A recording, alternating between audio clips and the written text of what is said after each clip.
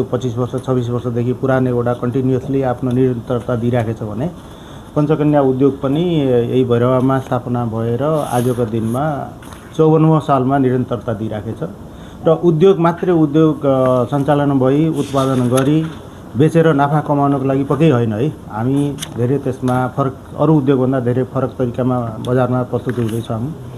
र हाम्रो एउटा कर्पोरेट सोसियल रेस्पोन्सिबिलिटी छ।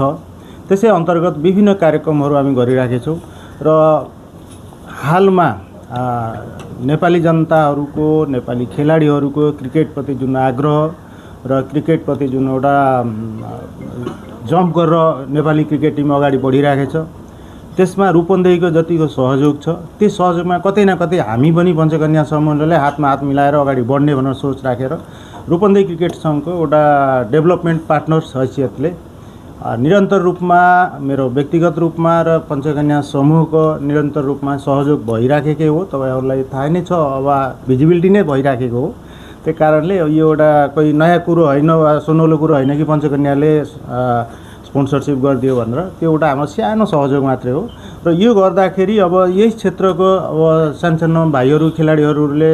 तिनीहरूको प्रतिभालाई अगाडि निकालेर एउटा निखारेर उसलाई राष्ट्रिय स्तरमा अन्तर्राष्ट्रिय स्तरमा जान खेल्ने मौका पाउनुभयो भने त्यो पक्कै हामी सबैलाई नै गर्वान्वित महसुस गर्छ। कारण हामी जुन यहाँ बसिरहेको छु पत्रकारहरू पनि यी सबै लोकालो,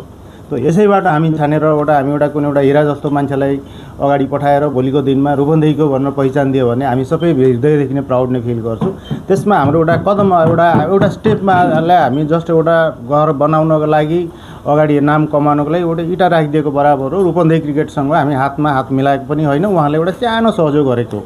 त यो सहयोगले गर्दा कतै साथीहरूले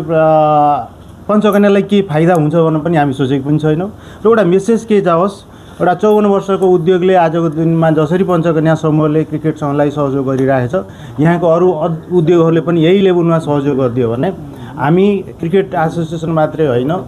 यस्तै सङ्घ संस्था यस्तै हाम्रो लुकिराखेको ट्यालेन्टहरूलाई अगाडि ल्याएर बढाइदिने हामी प्रयास गऱ्यौँ भने पक्कै भैरवा रूपन्देहीको नाम सँगसँगै क्रिकेट सङ्घको पनि जान्छ और सम्बन्धित उद्योगको र सम्बन्धित पत्रकार साथीहरूले जुन अगाडि निकालिदिनुहुन्छ उहाँहरूको पनि धेरैवटा स्थानीय तहको दिगो निर्माणमा सहयोग पुग्छ भनेर हाम्रो